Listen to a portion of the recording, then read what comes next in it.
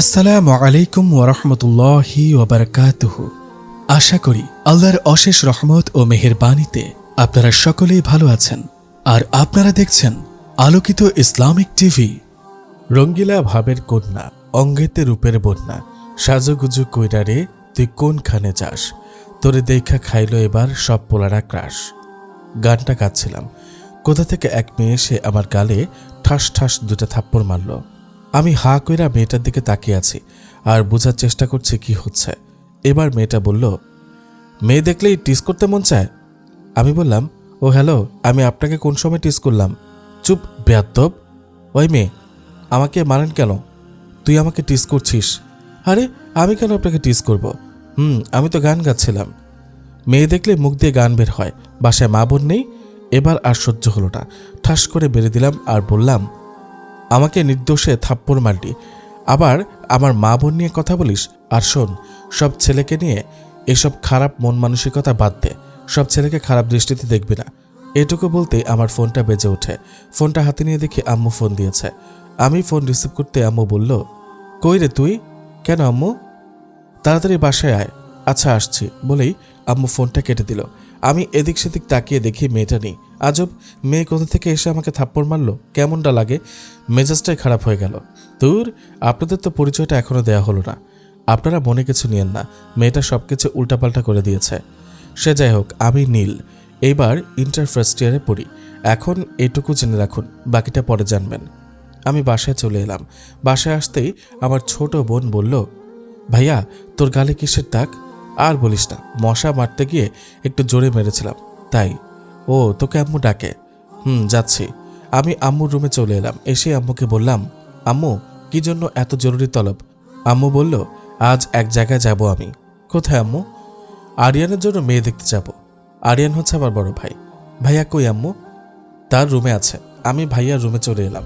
এসে দেখি ভাইয়া শুয়ে আছে। আমি ভাইয়ার কাছে গিয়ে বললাম, ভাইয়া আজ নাকি আম্মু মেয়ে দেখতে যাবে? কে বলল? আম্মু। ভাইয়া, আচ্ছা তাহলে ঠিক শুনেছিস। মেয়ের পিকচার দেখেছ? হ্যাঁ দেখেছি। দেখি তো ভাইয়া, তোকে দেখালে কি হবে? আরে দেখি না ভাইয়া, আজ তো মেয়ে দেখতে যাবি, তখন দেখিস। ভাইয়া যা তো। আমি রুমে চলে এলাম। আমি ফ্রেশ হতে গিয়ে মুখে হাত দিতে গালটা কেমন ফুলে গেছে। আমি ভাবতে লাগলাম কেমনে হলো। কিছুক্ষণ ভাবার পর মনে হলো মেয়েটার থাপ্পড়ের কথা। উফ, কি থাপ্পড়টাই না দিল, এখনো ব্যথা করছে। মেয়েটার হাতে এত জোর কোথা থেকে পেল?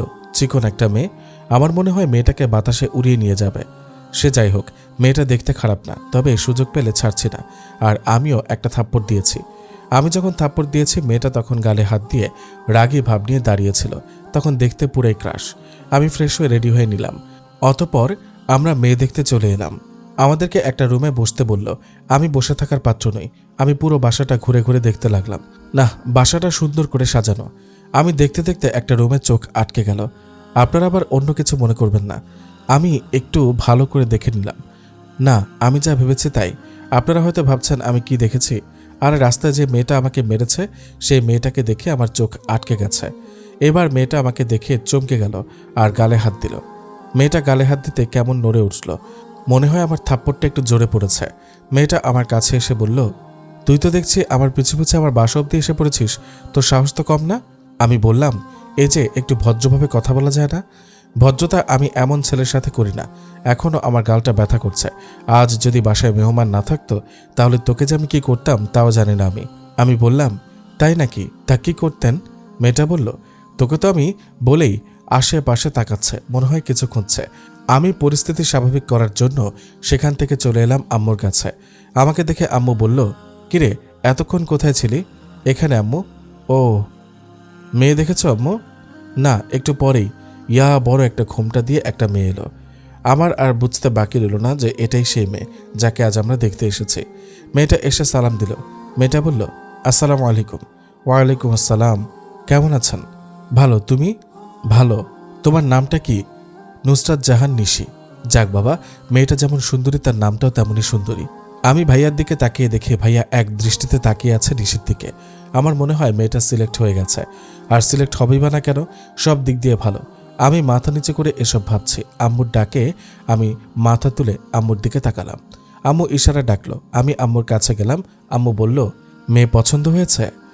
আমি বললাম, আম্মু, বিয়ে তো আমি করছি না, তারপরেও আমাদের সবার পছন্দ হয়েছে, তাহলে আর দেরি না করে বিয়ের তারিখ দিয়ে দাও।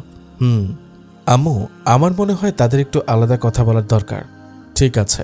ভাইয়া আমাকে ডাক দিল। আমি ভাইয়ার কাছে যেতেই বলল, তুইও আমার সাথে যাবি। মাথা খারাপ নাকি? আমি কি করব ভাইয়া? না, তুই যাবি। দেখো ভাইয়া, আমি গেলে অন্যরকম দেখায়, কোনো কথা নাই, তুই আমার সাথে যাবি। আপনারাই বলেন, যেখানে বড় ভাই তার বউয়ের সাথে কথা বলবে সেখানে ছোট ভাই কি করে থাকে? আপনারা একটু বুঝান না ভাইয়াকে। কি আর করার, কোনো উপায় না পেয়ে যেতে হলো ভাইয়ার সাথে। ভাইয়াকে বললাম, ভাইয়া আমি এখানে আছি, তুমি যাও। আচ্ছা, এখানে থাকিস, যাস না কোথাও। আচ্ছা ভাইয়া।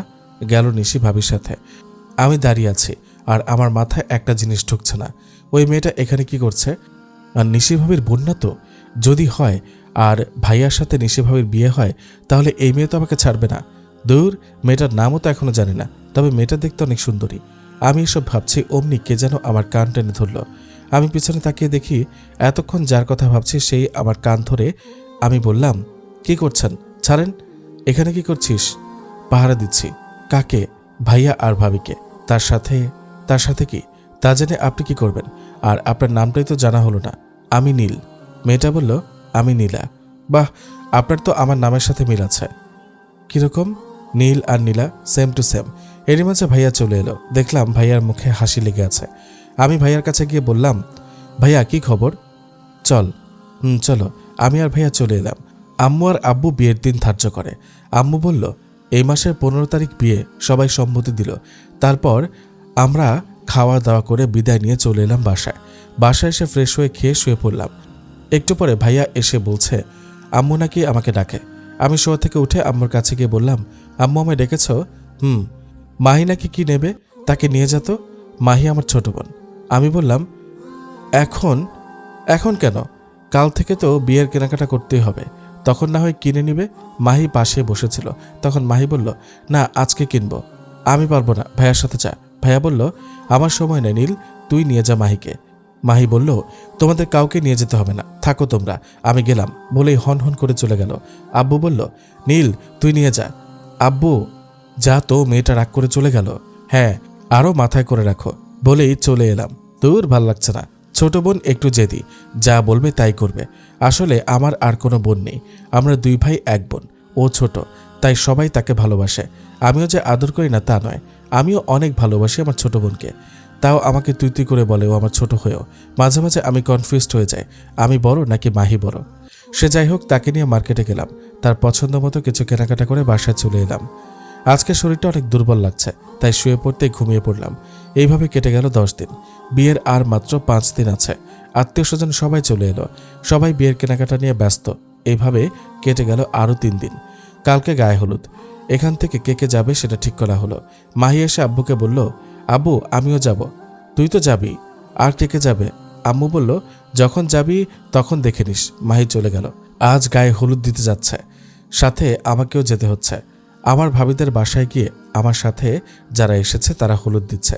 আমি দাঁড়িয়ে দেখছি, পেছন থেকে কে যেন আমার মুখে হলুদ দিয়ে দৌড় দিল। আমি পেছন দিকে তাকিয়ে দেখে নিলাম। একটু পরে আমার মুখ জ্বলছে। কি ব্যাপার? মুখে হলুদ দিলে জ্বলবার কথা তো নয়, তাহলে কি দিয়েছে? আমি মুখ থেকে হলুদ এনে দেখি, এটা তো হলুদ না, এটা তো মরিচের গুঁড়া। হায় হায়, করেছে কি মেয়েটা? আমি দ্রুত পানি নিয়ে মুখ ধুয়ে নিলাম, কিন্তু একটু দেরি হয়ে গেল। আর যা হবার তা হয়েই গেল। বুঝতে পারছেন মুখে মরিচের গুঁড়া দিলে কি হয়? আমারও তাই হয়েছে। এরপরে আর দেখা মিলল না শয়তানির সাথে। এদিকে আমার অবস্থা একেবারে শেষ। বাসায় এসে ফ্রিজ থেকে বরফ নিয়ে আমার মুখে দিলাম। এখন কিছুটা কমেছে। ওই সময় যদি সামনে পেতাম তাহলে কি করতাম তা নিজেও জানি না। মেয়েটা ভাগ্য ভালো, তবে আমি একটা সুযোগের অপেক্ষায় আছি। আজ বিয়ে, আমরা সবাই গেলাম বিয়ে বাড়িতে। ভাইয়াকে নিয়ে বরের স্টেজ সাজানো হলো। আমিও ভাইয়ার সাথে বসে আছি, আর আমার সাথে মাহিও বসে আছে। আমি আশেপাশে তাকিয়ে ময়দা সুন্দরীগুলোকে দেখতে লাগলাম। না, একটাকেও ভালো লাগে না, তবে একটাকে একটু ভালো লাগে, কিন্তু মেয়েটার অহংকার বেশি, তা দেখেই বোঝা যাচ্ছে। একটু পরেই খাবার নিয়ে এলো আমাদের জন্য। নীলা আমার দিকে তাকিয়ে হাসছে, বুঝলাম না কেন হাসছে। আমার মনে হয় কালকের ওই কাজের জন্য হাসছে। নীলার সাথে আরও কয়েকটা মেয়ে এলো, মনে হয় তার কাজিন হবে। নীলা ভাইয়ার হাত ধুয়ে দিল আর টাকা চাইলো। আমি বললাম, টাকা দেওয়া হবে না। কেন দেওয়া হবে না? হাত তো ভাইয়া নিজেই ধুয়ে নিতে পারত। ওসব বুঝে না, টাকা চাই। না, দিব না। এত কিপটা কেন? ও হ্যালো, যেভাবে টাকা চাইছেন মনে হয় টাকা আপনি আমাদের দিয়েছেন। মুখ সামলে কথা বলেন। এবার ভাইয়া বলল, দিয়ে দে না। আপনারা ভাবছেন ভাইয়া আমাকে দিতে বলল কেন? আসলে বিয়েতে আসার আগে ভাইয়া আমার কাছে সব টাকা দিয়ে দিয়েছে। মাহিও বলল, ভাইয়া দিয়ে দে। না, দিব না। নীলা বলল, টাকা না দিলে খেতেও দিব না। কি আর করার, এমনিতে অনেক ক্ষুধা লেগেছে, তাই দিয়ে দিলাম। আমি টাকা দিয়ে দিলাম, বললাম এখানে দেখবেন না প্লিজ। নীলা তাই করলো। আসলে একটা 500 টাকার ভেতরে অনেকগুলো 2 টাকার নোট দিয়ে দিয়েছে। নীলা একটু পরে এসে হাজির, আর আমার দিকে রাগী লুক নিয়ে তাকিয়ে আমিও বুঝে গেলাম এইভাবে তাকানোর মানে। আমি নীলার দিকে তাকিয়ে মুচকি হাসি দিয়ে চোখ টিপ দিলাম। ব্যাস, কাজ হয়ে গেল।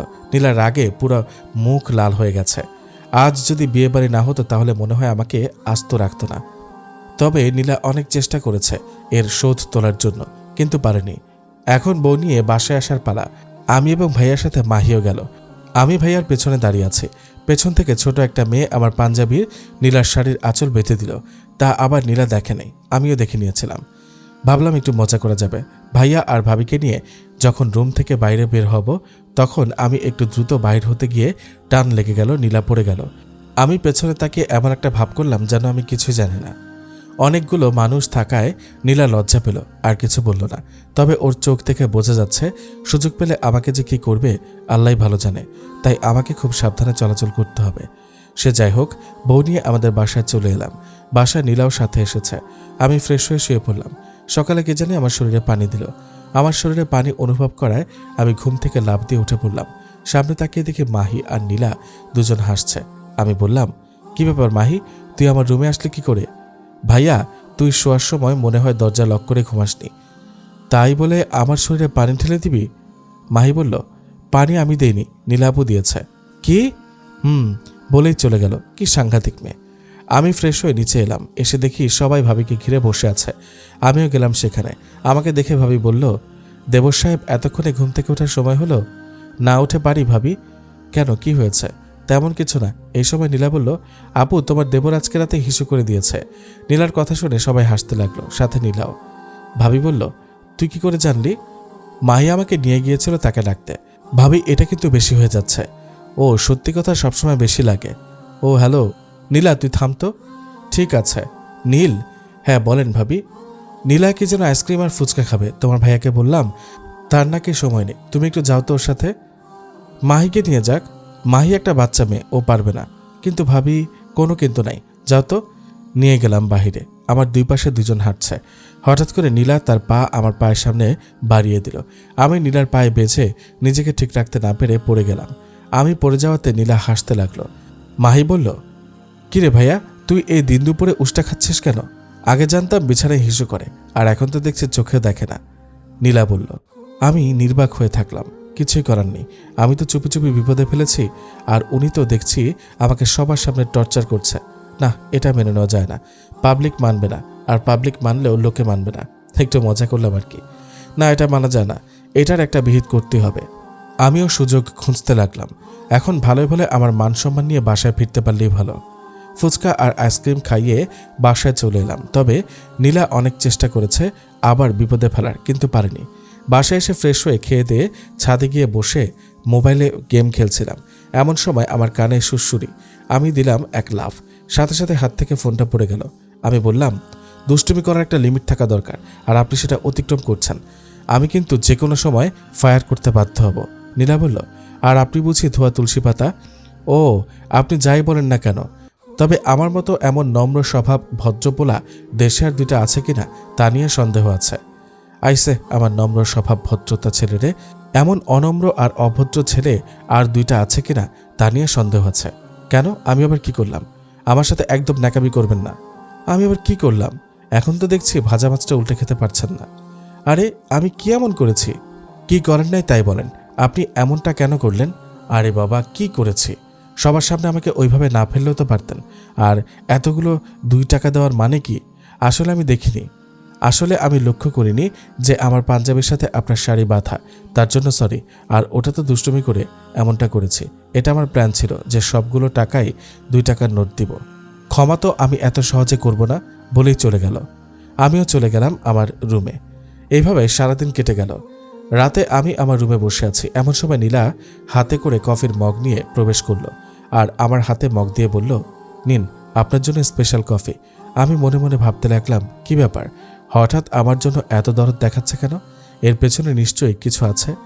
তখনই আমার মনে হয়ে গেল ছাদে বলা নীলার কথাগুলো। আমার মাথা কাজ করা প্রায় বন্ধ হয়ে যাচ্ছে, খুব ভয় করছে, না জানি কি মিশিয়েছে কফির সাথে। হে আল্লাহ, তুমি এই অবুঝ শিশুটাকে দেখো একটু দয়া করে। আজ মনে হয় আমার শেষ দিন। আমার মনে হয় কফির সাথে গায়ে হলুদের মতো হলুদের বদলে মরিচ দিয়েছে। আজও মনে হয় মরিচ দিয়েছে। আমি কফির দিকে তাকিয়ে বোঝার চেষ্টা করছি কোনো কিছু দিয়েছে কিনা। আমার এমন অবস্থা দেখে নীলা বলল, কি হলো? আসলে ভয় নেই, সত্যি বলছি, এতে অন্য কিছু দেয়নি। না, আমি এমন কিছু ভাবছি না। তাহলে? না কিছু না বলে আমি কফির মগটা হাতে নিলাম, কিন্তু মুখে দেওয়ার সাহস পাচ্ছি না। তারপরেও মুখে নিয়ে যা বুঝলাম, আমি এতক্ষণ যা ভেবেছি ঠিক তাই। আমি যা ভেবেছিলাম তাই হলো। নীলা কফির সাথে মরিচের গুঁড়া মিশিয়েছে। আমি এক চুমুক খেয়ে তো এক চিল্লানি দিলাম। নীলা আমার মুখ চেপে ধরে বলল, চুপ। নীলার হাতটা আমার মুখের উপর থেকে ছাড়িয়ে বললাম, তুমি কি ডাকাত নাকি নীলা? এই ডাকাত হলে তো হাতে চাকু থাকতো। ও মা গো, চুপ। এই মেয়ে, আমার মুখ গলা সব পুড়ে গেল। আমি এই কথা বলতে নীলা মিষ্টি দিল। ও মা, এ তো দেখছি পুরাই প্রস্তুতি নিয়ে তারপর এসেছে। নীলা আমার হাতে মিষ্টি দিল। আমি মিষ্টি মুখে নিয়ে দেখি তিতা তিতা লাগে। এবার অনেক রেগে গেলাম আর নীলাকে কাছে টেনে সরাসরি নীলার ঠোঁটে চুমু খেলাম অনেকক্ষণ। নীলাকে ছাড়তে নীলা বলল, শয়তান, বান্দর, হনুমান, সব বলে দিব ভাইয়াকে, আরিয়ান ভাইয়াকে। যাও যাও, বলো গিয়ে, আমিও বলে দিব। কি বলবি তুই? সেটা তো পরে জানতে পারবে। এটার প্রতিশোধ আমি নিব, দেখা যাবে। বলেই নীলা চলে গেল। মরিচের কফি খেয়ে যদি এমন মিষ্টি পাওয়া যায় তাহলে মরিচের কফি খাওয়াই ভালো। একটু পরে আম্মু এসে খাওয়ার জন্য ডেকে গেল। আমি নিচে গিয়ে দেখি সবাই খাবার টেবিলে বসে আছে। আমি গিয়ে নীলার পাশের চেয়ারটাতে বসলাম। আমি বসতে নীলা আমাকে চিমটি দিল। আমি নড়ে উঠলাম। তা দেখে ভাবি বলল, দেবর সাহেব কি হলো? তেমন কিছু না ভাবি। তাহলে এমন করছো কেন? আমি কিছু বললাম না। একটু পরেই নীলার প্লেটের দিকে নজর দিলাম আর ভাবলাম একটু দুষ্টুমি করা যাক। যেই ভাবা সেই কাজ। আমি নীলার প্লেট থেকে এক পিস মাংস নিয়ে নিলাম। নীলা তার টেরও পেল না। এইভাবে প্রায় 3-4টা পিস নিয়ে নিলাম। আমি আমার প্লেটের দিকে তাকিয়ে দেখি আমার প্লেটটাই নাই। আমি বললাম, আমার প্লেট কই? আম্মু বলল, তাহলে এতক্ষণ যে খেলি সেটা কোথা থেকে এলো? তোর সামনে থেকে প্লেট নিল, তুই কোথায় ছিলি? আমি তো হায় হায়, একটুর জন্য সত্য কথাটা মুখ ফসকে বেরিয়ে পড়েছিল। আম্মু বলল, কি বলতে চেয়েছিলে বল? না মানে আমি নিচের দিকে তাকিয়ে খাচ্ছিলাম। না, তুই অন্য কিছু বলতে চেয়েছিলে। দূর, আমি খাবো না বলেই উঠে চলে গেলাম সেখান থেকে। ভাবি বলল, নীল দাঁড়াও, যেও না, খেয়ে যাও। আমি সোজা চলে এলাম আমার রুমে। একটু পরেই ভাবি এলো হাতে প্লেট নিয়ে। বুঝতে বাকি রইল না যে এটা আমার জন্য খাবার নিয়ে এসেছে। ভাবি বলল, এই যে স্যার, খেয়ে নিন। আমি কিছু বললাম না। কি হলো? খাবো না আমি। এবার কিন্তু একটু বেশি হয়ে যাচ্ছে। ঠিক আছে, রেখে দিন, আমি খেয়ে নিব। ঠিক আছে। ভাবি চলে গেল। আমি খেয়ে নিলাম। কালকে আবার ভাইয়ার বউ ভাত। আমি শুয়ে পড়লাম। আজকে দরজা লক করে শুয়েছি। সকালবেলা ফোনের শব্দে ঘুম ভেঙে গেল। ফোন হাতে নিয়ে দেখি ভাইয়া ফোন দিয়েছে। আমি ফোন রিসিভ করতে ভাইয়া বলল, তাড়াতাড়ি নিচে আয়। কেন? নিচে আয় হারামজাদা। আমি নিচে যেতে ভাইয়া বলল, হাতে অনেকগুলো কাজ জমে আছে, তা করতে হবে। আচ্ছা ভাইয়া। আর কিছু বলল না ভাইয়া। সবাই কাজে ব্যস্ত আর আমি ব্যস্ত সবার কাজগুলো বাড়াতে। কি ভাবছেন আমি কাজে এগিয়ে দিচ্ছি? মোটেও না। আমি যেসব জিনিসগুলো গুছানো সেগুলো আরও এলোমেলো করে ফেলছি। আসলে আমি কোনো কাজের না, সারাক্ষণ শুধু মোবাইল টেপা ছাড়া আর কিছুই করতে পারি না। এর জন্য আম্মুর কত বকা শুনেছি আর দৌড়ানিও খেয়েছি, তার কোনো হিসাব নেই। আমার এমন কাজ দেখে আম্মু বলল, তুই যা তো এখান থেকে, একটা কাজও ঠিকমতো করতে পারছে না। আম্মুর কথা শুনে ভাবি বলল, শুধু মেয়ের পেছনে কিভাবে দৌড়াতে হয় সেটা খুব ভালো করেই পারে। ওটাও ভালো করে পারে না, শুধু মোবাইল আর ল্যাপটপ কিভাবে চালাতে হয় সেটাই পারে। আমি বললাম, আম্মু তুমি কিন্তু আমাকে অপমান করছো। তোর আবার অপমান বলতে কিছু আছে নাকি? না, আর থাকা যাবে না এখানে। এখানে থাকলে মান সম্মান যেটুকু আছে সব যাবে। এমনিতে অনেকটা হারিয়েছি। আমি আর সেখান থেকে না থেকে সোজা উপরে আমার রুমে চলে এলাম। শুয়ে শুয়ে গান শুনছি, এমন সময় নীলার কথা মনে হয়ে গেল। আমি আর শুয়ে না থেকে গেলাম নীলার রুমে। নীলার রুমের দরজার কাছে গিয়ে দেখি, উমা, সে কি সুন্দর করে সাজছে। আমি ভেতরে না গিয়ে বাহির থেকে দেখতে লাগলাম। আহ, কি সুন্দর। আমি এবার সত্যি সত্যি ক্রাশ খেয়েছি। ক্রাশ খেয়ে আমার পেটটা ভরে গেল। আর না খেলেও চলবে। আমি নীলাকে নিয়ে কল্পনার দেশে হারিয়ে গেলাম। হঠাৎ ফোনটা ভিলেন হয়ে দাঁড়ালো। ফোনের শব্দে বাস্তবে ফিরলাম। আমার ফোনের শব্দে নীলাও চমকে উঠল। আমি ফোনটা রিসিভ করে সেখান থেকে চলে এলাম। দেখতে দেখতে দুপুর হয়ে গেল। একটু পরেই ভাবিদের বাসা থেকে মেহমান চলে এলো। সবাইকে খাবার দেওয়া হলো। আমি, ভাইয়া, আব্বু দেখিয়ে দিচ্ছি কার কি লাগবে। সবাইকে খাওয়ানোর পরে আমরা সবাই খেয়ে নিলাম। ভাইয়া আর ভাবি তাদের সাথে করে মাহিকে নিয়ে গেল। তাদের সাথে আমাকেও বলেছিল, কিন্তু আমি না করে দিই। রাতে রুমে শুয়ে আছি। নীলার কথা খুব মনে পড়ছে। নীলাকে দেখতে খুব ইচ্ছা করছে। এই 2 দিনে অনেক দুষ্টুমি করেছি। আজ অনেক ফাঁকা ফাঁকা লাগছে নীলাকে ছাড়া। আমার এর আগে কখনো এমন হয়নি। তার মানে আমি নীলাকে ভালোবেসে ফেলেছি। শুয়ে শুয়ে এসব ভাবছি। এমন সময় অপরিচিত একটা নাম্বার থেকে ফোন আসলো, কিন্তু রিসিভ করিনি। আসলে আমি অপরিচিত কারো নাম্বার ফোন রিসিভ করি না। সে নাম্বার থেকে আরও 4টা ফোন আসলো, তারপরেও আমি রিসিভ করিনি। একটু পরে একটা SMS এসেছে সে নাম্বার থেকে। আমি SMS ওপেন করে দেখি SMSটা এমন ছিল, কি হলো, ফোনটা রিসিভ করো বাবু, তোমার সাথে কিছু কথা আছে, আর তোমাকে অনেক মিস করছি। আমার মাথায় কিছু ঢুকছে না, কে আমাকে এত মিস করছে। আমি খুব টেনশনে পড়ে গেলাম। কে হতে পারে? আমার তো এমন কেউ নেই। এসব ভাবতে ভাবতে আবারও ফোন আসলো। এবার 7-5 না ভেবে ফোনটা রিসিভ করতে একটা মেয়ের কণ্ঠ ভেসে আসলো। এত ভাব তোমার? সে কখন থেকে ফোন দিচ্ছি, ফোন রিসিভ করার কোনো খবরই নেই। দেখুন, আপনার কোথাও ভুল হচ্ছে, আপনি রং নাম্বার ডায়াল করেছেন। না, আমি রং নাম্বারের ফোন দেইনি। মেয়েটার কণ্ঠটা কেমন চেনা চেনা লাগছে। নীলার যে ভয়েস, এই মেয়েটাও সেম একই ভয়েস। আর নীলাই বা কেন হতে যাবে? কিন্তু আমার কেন জানি সন্দেহ হতে লাগলো যে এটা নীলার ভয়েস, আর কারো না। আমি বললাম, দেখুন, আপনার কোথাও ভুল হচ্ছে। নীলের বাচ্চা, তোর কিন্তু এবার থাপড়াবো আমি। আমি কি করেছি যার কারণে আপনি আমাকে মারবেন? তুই একটা চোর, তোকে আমি ছাড়ছি না। আরে আজব তো, আমি কখন চুরি করেছি সেটা জানি না, তবে তুমি চুরি করেছ সেটা জানি। তোমাকে আমি পুলিশে দেব। আরে আমি কি চুরি করেছি সেটা বলবেন তো? না কি? আর কে আপনি? আমি কে তা না হয় পরে জানতে পারবে। আর তুমি আমার সবচেয়ে দামি জিনিসটাই চুরি করেছ, আমার মনটা চুরি করেছ। তুমি অনেক বড় চোর। আমার সব কিছু চুরি করে তোমার কাছে নিয়ে রেখে দিয়েছ। কি মহা মুশকিলে পড়লাম রে বাবা। কি সব আবল তাবল বলছে, আমি কিছুই বুঝতে পারছি না। আর সবচেয়ে দামি জিনিস বুঝতে পারছি না। আর আমি কখন তার মন চুরি করেছি? আমার মনে হয় মেয়েটার মাথার কোনো তার কাটা আছে, তা না হলে এসব বলবে কেন? আমি বললাম, দেখুন, আপনার কোথাও ভুল হচ্ছে। না, কোনো ভুল করি নাই তো। মেয়েটাকে আর কোনো কথা বলতে না দিয়ে ফোনটা কেটে দিলাম। দৌড়, আর ভাল লাগে না। একটু পরেই আবার ফোন দিল, আমি রিসিভ করিনি। এভাবে আরও 6টা ফোন দিল। এবার কোনো উপায় না পেয়ে রিসিভ করলাম। আমি ফোন রিসিভ করতেই মেয়েটা বলল, তোর সমস্যা কি? কোনো সমস্যা নেই। তাহলে ফোন রিসিভ করছিলেন না কেন? তাতে আপনার সমস্যা কি? আর কে আপনি? অনেক সমস্যা, তাই তো বারবার ফোন দিচ্ছি। আমি কি বলেছি তার উত্তর দেন। নামটা জানা কি খুব জরুরি? নাম বললে আমার সাথে কথা বলবে তো? যদি না বলো তাহলে আমার নাম বলবো না। বলবো। সত্যি তো? আমার নাম নীলা। নাম শুনে আমি যেন আকাশ থেকে বললাম। আমি প্রথমে যা ভেবেছিলাম তাই হলো। আমি বললাম, কি নীলা? সত্যি নীলা তুমি? সত্যি আমি। কিন্তু আমি তোমার সবচেয়ে দামি কি জিনিস চুরি করেছি? আরে বোকা, তুমি তো আমাকে চুরি করে নিয়ে গেছো। আমি তোমাকে কখন চুরি করেছি? আর তোমাকে চুরি করলে তো আমার কাছে থাকতে। আমার সব কিছুই তো তোমার কাছে আছে, শুধু আমার দেহটা এখানে আছে। তোমাকে অনেক ভালোবেসে ফেলেছি নীল, আই লাভ ইউ। কিন্তু নীলা, এটা কখনো হয় না। কেন হয় না? দেখো, এটা কেউ মেনে নেবে না। কেউ মানুক বা না মানুক তাতে কিছু যায় আসে না। আর মানবে না কেন? একই পরিবারের 2 মেয়েকে কেউ বিয়ে দেবে না। কে বলল তোমাকে? তুমি মিলিয়ে নিও। আমি এসব কিছু বুঝি না, আমি শুধু তোমাকেই চাই। কি বলবো কিছুই বুঝতে পারছি না। আমিও যে নীলাকে ভালোবাসি না তা কিন্তু নয়, কিন্তু একই ফ্যামিলিতে 2 মেয়েকে কেউ বিয়ে দিতে চাইবে? আপনারাই বলেন। নীলা বলল, কি হলো, কথা বলছো না কেন? কি বলবো বলো? তোমাকে দেখতে খুব ইচ্ছে করছে, আসো না আমাদের বাসায়, তোমাকে দেখবো। তোমার কি মাথা খারাপ? এখন কেমনে যাব? এখন তো রাত হয়ে গেছে। মাথা তো খারাপ হলে তো কবেই পাবনা চলে যেতাম। এখানে তোমার প্রেমে পড়তাম নাকি? তা আমার প্রেমে পড়ে কোথাও ব্যথা পাওনি তো? পেয়েছি। তা কোথায় পেলে? মনে ব্যথা পেয়েছি। কেমনে? তোমাকে দেখতে পাচ্ছি না, তাই মনে অনেক কষ্ট হচ্ছে। ও, এসব বাদ দাও তো, তোমাকে দেখবো কেমনে সেটা বলো। চলে আসো আমাদের বাসায়। দূর, এইভাবে হবে না তো। তোমার ইমো আছে? আছে। কোন নাম্বারে? যে নাম্বারে কথা বলছো? ও আচ্ছা, ঠিক আছে, তুমি ডাটা চালু করো। আমি ডাটা চালু করতেই নীলা ফোন দিল। তার সাথে আরও কিছুক্ষণ কথা বলে শুয়ে পড়লাম। সকালে ঘুম থেকে উঠে ফ্রেশ হয়ে নিচে আসতে আম্মু বলল, নীল। আম্মু বলো। আরিয়ান ফোন দিয়েছিল। কি বলল ভাইয়া? তোকে যেতে বলেছে। আমি তো যাওয়ার জন্য এক পায়ে রাজি, কিন্তু আম্মুকে বুঝতে দিলাম না। আমি বললাম, কিন্তু আম্মু, আমার ভালো লাগছে না। কিন্তু আরিয়ান তোকে যেতে বলেছে।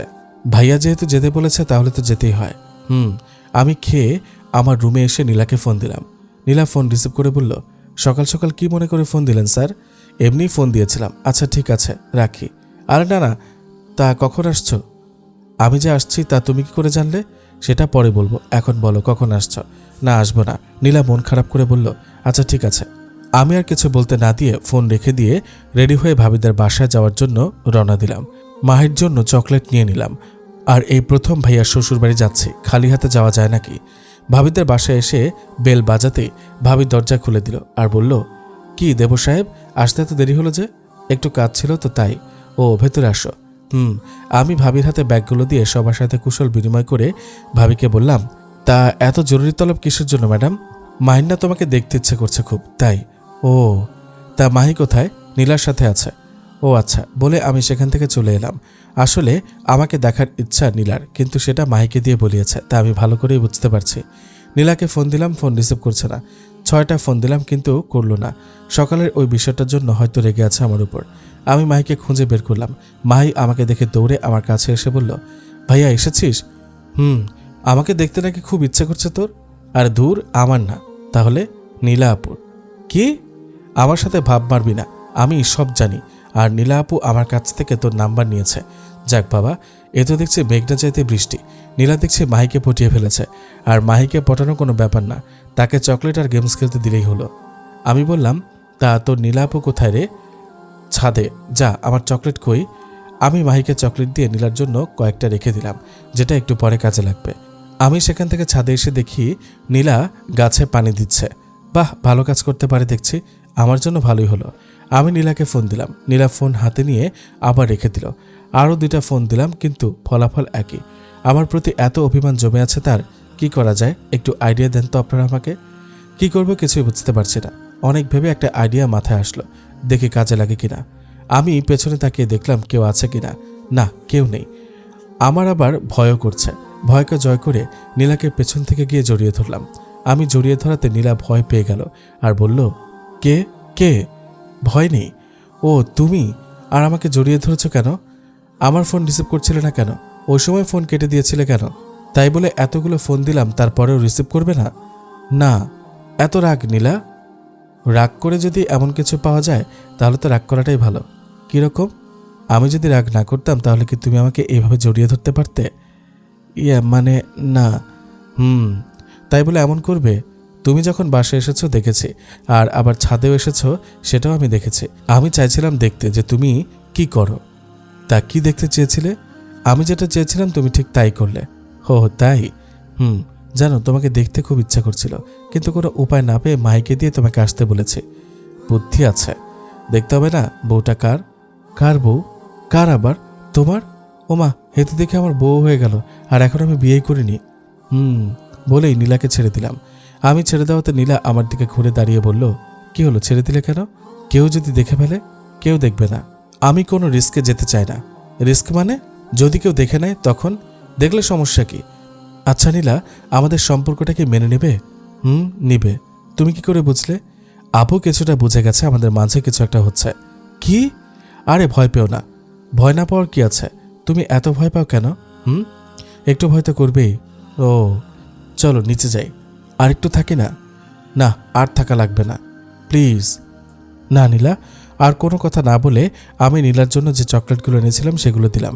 নীলা চকলেটগুলো নিয়েই খেতে শুরু করে দিল। আমি নিচে আসতে ভাবি ডাক দিল, কি দেব সাহেব, কই ছিলেন এতক্ষণ? ছাদে ছিলাম ভাবি। তা ছাদে কি দেখলে? ময়না পাখি, টিয়া পাখি দেখেছি। আমি এই কথা বলতে ভাবি হাসতে লাগলো, সাথে সবাই হাসতে লাগলো। ভাবি হাসতে হাসতে বলল, তা পাখিগুলো কেমন দেখতে? অনেক সুন্দর ভাবি। আমার থেকেও বেশি সুন্দর? আরে না, আপনার থেকে বেশি সুন্দর হবে কেন? আপনার সাথে অন্য কারো তুলনা হয় না। আমার কথা শুনে নীলার দিকে তাকিয়ে দেখে নীলার হাসি মাখা মুখটা নিমেষে কালো হয়ে গেল, আর রাগে মুখ লাল হয়ে গেল। এরে, এখন কি হবে? কেন ভাবির এত প্রশংসা করতে গেলাম? একজনের জন্য আমার সংসারে আগুন লাগিয়ে দিলাম। এই আগুন নেভানোর ক্ষমতা আমার নাই, আর আমার মনে হয় না এই আগুন ফায়ার সার্ভিসে নিভাতে পারবে। আমার কথা শুনে ভাবি বলল, থাক থাক, আর পাম দিতে হবে না, পরে ফেটে যাব তো। আমি কিছু বললাম না। আর কি বা বলবো? আমার সংসারে আগুন কিভাবে নেভাবো সেই টেনশনে মরছি আমি।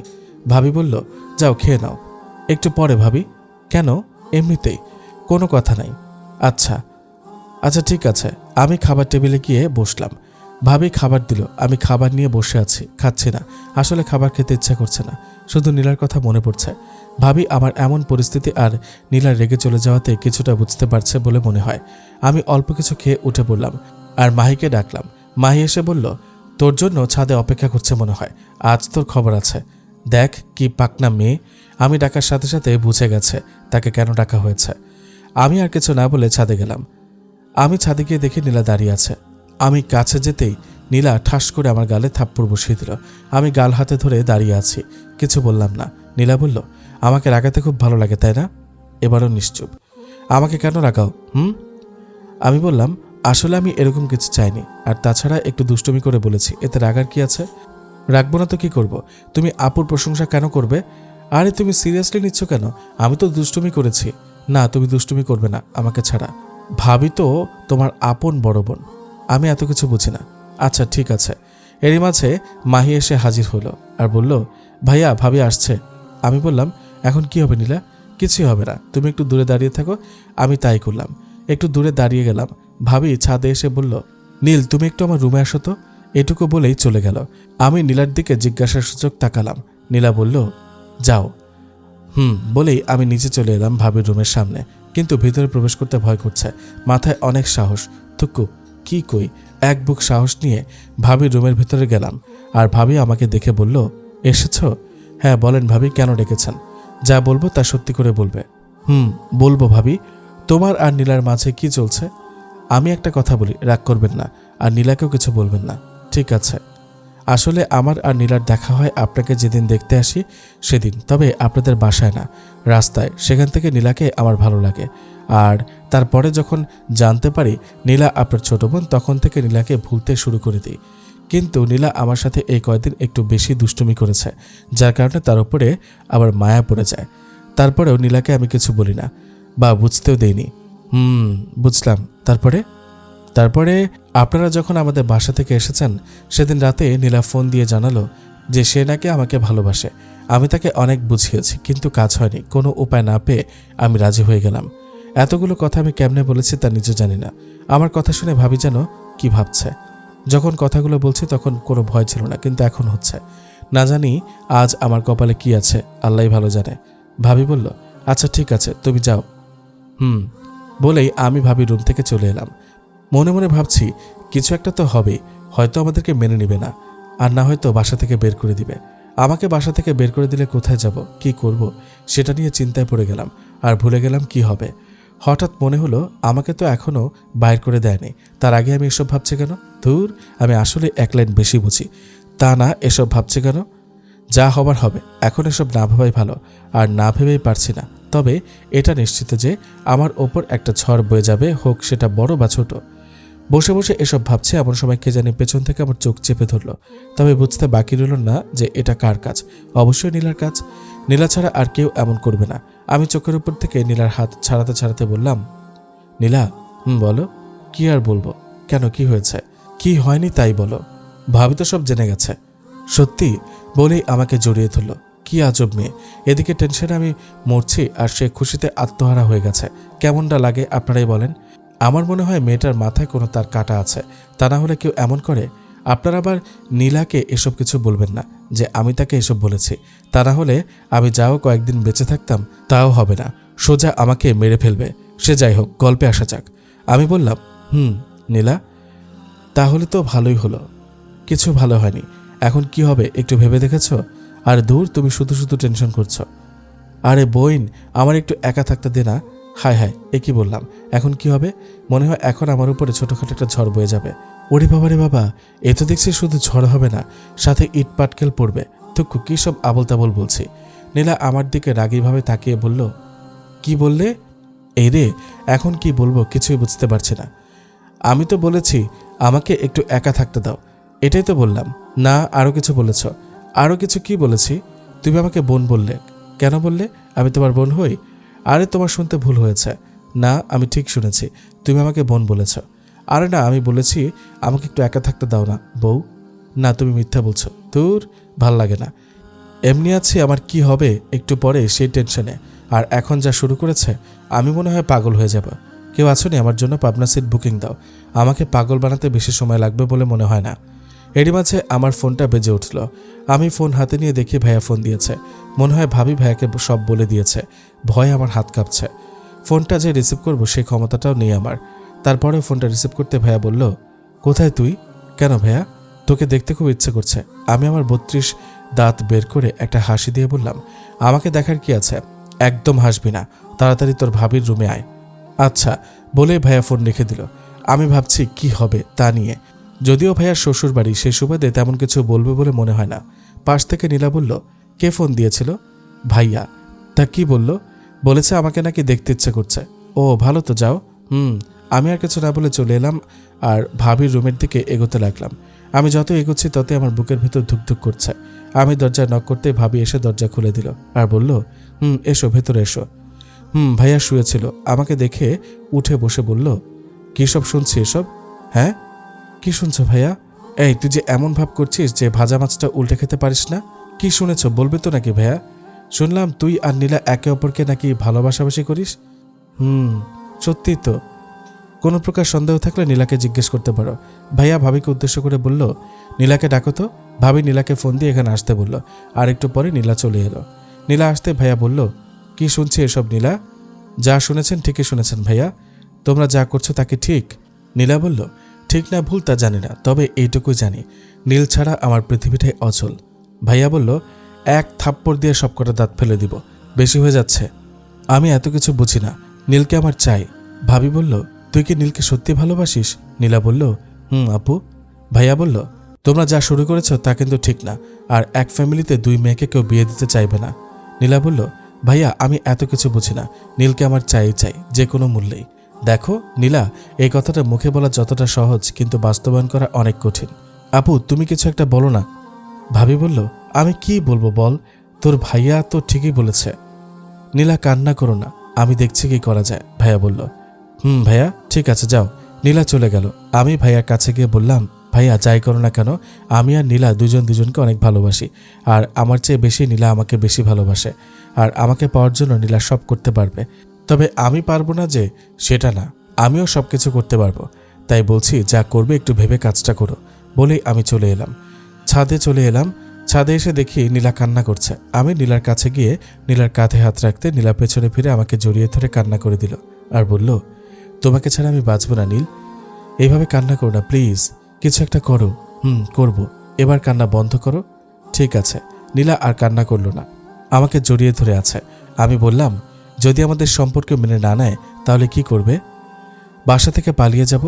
পালিয়ে গেলে কি সব সমস্যার সমাধান হয়ে যাবে? কখনো হবে না। কেন? দেখো, পালিয়ে গেলে হয়তো আমরা দুজন সুখী হব, আবার সুখী হতেও পারবো না। আর আমরা পালিয়ে গেলে আমাদের দুজনের বাবা মা কষ্ট পাবে। তুমি কি বলতে চাইছো? আমি বলতে চাইছি যে বাবা মা কষ্ট পাবে এমন কোনো কাজ করো না, আর আমার মনে হয় না তা করবে নীলা। মাহি এসে বলল, ভাইয়া তোকে ডাকে। যা আমি আসছি। নীলা এখন আমাকে জড়িয়ে ধরে আছে। আমি বললাম, এবার ছাড়ো, ভাইয়া ডাকছে। না ছাড়বো না। নীলা প্লিজ এমন করো না। ঠিক আছে ছাড়বো, তবে কি, আমাকে একটা চুমু দাও। ঠিক আছে। আমি নীলার কপালে একটা চুমু দিলাম। এখানে না। তাহলে? নীলা তার ঠোঁট দেখিয়ে বলল, এখানে। আমি পারবো না। কেন? লজ্জা করে নীলা। ওরে বাবারে, বলেই নীলা আমার ঠোঁটে চুমু দিয়ে দিল আর আমাকে ছেড়ে দিয়ে বলল, চলো। দুজন নিচে চলে এলাম। নিচে আসতে ভাইয়া আমাকে বলল, আজকে বিকেলে চলে যাব আমাদের বাসায়। ভাইয়া, নীলার আব্বুকে বলেছিলে? তারা না করে দিয়েছে। কেন ভাইয়া? 2 মেয়েকে এক ফ্যামিলিতে বিয়ে দেবে না, এটা কারণ? আর অন্য কোনো কারণ নেই তো ভাইয়া? না, এটাই। ও কি আর করার। বিকেলে খাওয়া দাওয়া করে বাসায় চলে এলাম। তবে আসার সময় নীলাকে দেখে নাই। বাসায় এসে আম্মুর রুমে গেলাম। আম্মু আমাকে দেখে বলল, কখন এলি? এইমাত্র আম্মু। ও আম্মু, তোমাকে কিছু বলতে চাই। বল। আম্মু, আমি নীলাকে ভালোবাসি, আর যদি বিয়ে করতে হয় তাকেই করব। নীলা মানে? ভাবির বোন আম্মু। তারা মানবে তো? তুমি কি বলো আম্মু? মেয়ে দেখতে তো ভালোই আছে, তাহলে আমাদের বিয়ের কথা বলো। তোর আব্বু আসুক, দেখি কি বলে। এত কিছু বুঝি না, নীলাকে আমার চাই। যদি তারা না করে তাদেরকে বুঝিয়ে বলবে। আচ্ছা। আমি আর কিছু না বলে চলে এলাম আমার রুমে এসে নীলাকে ফোন দিলাম, কিন্তু ধরছে না। কি ব্যাপার, নীলা ফোন ধরছে না কেন? কিছুই বুঝতে পারছি না। আমি আমার রুম থেকে ভাইয়া রুমের দিকে গেলাম। ভাইয়া রুমের সামনে গিয়ে দরজা নক করতেই ভাবি দরজা খুলে দিল আর বলল, কি ব্যাপার দেবর সাহেব? ভাইয়া কোথায়? বাইরে গেছে। ও, কোনো দরকার? ভাবি, আমাকে বলা যায় না? বলো না, মানে নীলার বিষয়ে কথা বলতাম। আমার আব্বুকে অনেক বুঝিয়েছি কিন্তু রাজি হয়নি। তোমার ভাইয়াও অনেক বুঝিয়েছে, কোনো কাজ হয়নি। ভাবি, আমি নীলাকে অনেক ভালোবাসি, তাকে ছাড়া বাঁচব না। প্লিজ কিছু একটা করেন। দেখো নীল, আমার আর তোমার ভাইয়ার যতটুকু চেষ্টা করবার করেছি, কিন্তু আমরা ব্যর্থ। ভাবি, আরেকবার চেষ্টা করে দেখেন না? ঠিক আছে, আচ্ছা চেষ্টা করে দেখেন বলেই আমি রুম থেকে বেরিয়ে এলাম। আম্মু রুমে এসে দেখি আম্মু আর আব্বু বসে কথা বলছে। আমি বললাম, আসতে পারি? আয়। আম্মু, আব্বুকে বলেছ? না, বলি নাই। আব্বু বলল, কি? আম্মু বলল, নীল নাকি নীলাকে পছন্দ করে আর তাকেই বিয়ে করতে চায়। তুমি কি বলো? আব্বু বলল, নীলা মেয়েটা অনেক ভালো, যদি তারা রাজি হয় তাহলে আমার কোনো আপত্তি নাই। নীলার আব্বু না করে। কি বলে? দুজনকে এক জায়গায় নাকি বিয়ে দেবে না। সমস্যা কি দিলে? তুমি একটু কথা বলে দেখো। ঠিক আছে। আমি আর সেখানে না থেকে আমার রুমে চলে এলাম। আমার ফ্যামিলির সবাই মেনে নিয়েছে, কিন্তু নীলার ফ্যামিলি মেনে নেয়নি। ফ্যামিলি বললে ভুল হবে, শুধু নীলার আব্বুই রাজি নন। এদিকে নীলাকে ফোন দিয়ে যাচ্ছে, নীলা ফোন ধরছে না। কেমনটা লাগে? দূর, আর ভালো লাগে না। একদিকে নীলার আব্বুর প্যারায় বাঁচি না, আর এদিকে নীলা ফোন ধরে না। কোন দিকে যাব কিছুই বুঝতে পারছি না, শুধু টেনশন আর টেনশন। আবার গেলাম ভাবির রুমে, গিয়ে বললাম, ভাবি আপনার ফোনটা দেন তো। কেন? আমি ভাবিকে ফোন দিব, আমার ফোনটা ধরছে না। ভাবি, বাবা এত দরদ! বেশি কথা বলবেন না তো, এমনিতেই মাথা গরম। কেন গো দেবর সাহেব, কি হয়েছে? আপনার বোনের জন্য। সে আবার কি করলো? দেন না ফোনটা ভাবি। নাও। আমি ভাবির কাছ থেকে ফোন নিয়ে নীলার নাম্বার ডায়াল করতে খুব সুন্দর একটা নাম চলে এলো। নামটা হলো লাল টুকটুকি বোন। নামটা দেখে আমার মুখে হাসি চলে এলো। আমার হাসি দেখে ভাবি বলল, হাসির কি হলো? না এমনি। ভাবি ভাবি আর কোনো কথা বলল না। আমি নীলাকে ফোন দিলাম, একবার রিং হলো, ধরল না। আরও 2বার ফোন দিলাম, কিন্তু ফোন ধরল না। আমি আমার রুমে এসে শুয়ে পড়লাম আর নীলার কথা ভাবতে লাগলাম। কি হলো, নীলা ফোন ধরছে না কেন? এসব ভাবতে ভাবতে কখন যে ঘুমিয়ে গেছি তা জানি না। ফোনের শব্দে ঘুম ভেঙে গেল। ফোন হাতে নিয়ে দেখি অনেক বেলা হয়েছে আর ভাবি ফোন দিয়েছে। আমি রিসিভ করতে ভাবি কান্না জড়িত কণ্ঠে বলল, আমি একটা SMS করে হাসপাতালের ঠিকানা দিয়েছি, সেখানে চলে এসো। আমাকে আর কিছু বলতে না দিয়ে ভাবি ফোন কেটে দিল। আমি ফোন ব্যাক করলাম, কিন্তু রিসিভ করেনি। আমি মহা চিন্তায় পড়ে গেলাম। আমি ভাবির দেওয়া হাসপাতালের ঠিকানায় চলে এলাম, আর হাসপাতালে এসে যা শুনেছি তার জন্য আমি মোটেও প্রস্তুত ছিলাম না। আমার সব কিছুর যেন ওলটপালট হয়ে গেল, পুরো পৃথিবী থমকে গেল। নীলা এমনটা করবে তা আমি কখনো ভাবতে পারিনি। না না না, নীলা হাত কেটেছে, আর তার সাথেও হাতের রক কেটে গেছে। ভাবির আব্বু বলল, নীলার যদি কিছু হয় তাহলে তোমাকে ছাড়বো না, তোমার জন্য আজ নীলার এই অবস্থা। ভাবির আব্বু বলল, শান্ত হ মা। ভাবি বলল, না তুমি আমাকে তোমার মেয়ে বলে ডাকবে না। এমনটা করছিস কেন? দেখ মা, এমনিতে একটাকে হারাতে বসেছি, তার মাঝে তুই এমন করছিস রে। তুমি যদি তখন মেনে নিতে তাহলে নীলা এমনটা করতো না। এটার জন্য শুধু তুমিই দায়ী আব্বু। মা, আমার ভুল হয়ে গেছে, আমাকে ক্ষমা করে দে। আমি আর আরিয়ান যখন বলেছিলাম তখন আমাদের কথা কানে যায়নি। আমি কি বলবো বা কি করব কিছুই বুঝতে পারছি না। আমার 2 চোখ দিয়ে শুধু পানি ঝরছে। ডাক্তার এসে বলল, দেখুন আপনারা এমন করে ভেঙে পড়বেন না, আর কোনো সমস্যা নেই, রোগীর জ্ঞান ফেরার অপেক্ষা করুন। বলেই ডাক্তার চলে গেল। ডাক্তারের কথা শুনে সবাই কিছুটা শান্ত হলো, শুধু ভাবিকে ছাড়া। আসলে নীলা ভাবির অনেক আদরের ছোট বোন। ছোট থেকে নীলা ভাবির কাছে থাকতো, আর আম্মু যতটুকু খেয়াল রেখেছে তার চেয়ে বেশি ভাবি খেয়াল রেখেছে নীলার। ভাবি পাগলামো করে যাচ্ছে নীলাকে দেখার জন্য। ডাক্তার বলেছেন জ্ঞান না ফেরা পর্যন্ত কেউ রোগীর কাছে যেতে পারবে না। 3 ঘন্টা পর নীলার জ্ঞান ফিরেছে। সবাই ভিতরে গেল, সাথে আমিও গেলাম। নীলা বলল, আপু নীল কোথায়? এখানে আছে। ভাবির আব্বু বলল, মামনি আমি আর কোনো বাধা দিব না, তুমি সুস্থ হলেই তোমার আর নীলার বিয়ে দিয়ে দেব। ভাবি নীলার কপালে একটা চুমু দিয়ে আমাকে নীলার কাছে রেখে সবাইকে নিয়ে বাইরে চলে গেল। আমি নীলার কাছে গিয়ে বসে বললাম, এমনটা কেউ করে? আজ যদি কিছু একটা হয়ে যেত তখন কি করব বলো? আব্বু তো রাজি হচ্ছিল না, তাই বলে এমনটা করবে? সরি বললেই বাকিটুকু বলার আগেই নীলা ওর হাত দিয়ে আমার মুখ চেপে ধরে বলল, চুপ। আমি নীলার হাত ছাড়িয়ে বললাম, নীলা বলল, আমাকে একটু জড়িয়ে ধরো না। কিন্তু কোনো কিন্তু নয়, আর এখানে তো আমাদের কেউ কিছু বলবে না, সবাই তো মেনে নিয়েছে। আমি আর কিছু না বলে নীলাকে জড়িয়ে নিলাম আমার বাহু ডোরে। আর কোনো ভয় নেই কোনো বাধা আমাদের আলাদা করার আল্লাহ ইচ্ছা ছাড়া। এইভাবে শুরু হলো আমাদের ভালোবাসা। যদি দুজন পরস্পর দুজনকে চায় তাহলে কারো ক্ষমতা নেই আল্লাহ ছাড়া তাদের আলাদা করার। পৃথিবীর সকল ভালোবাসা যেন পূর্ণতা পায় সে কামনায় রইল।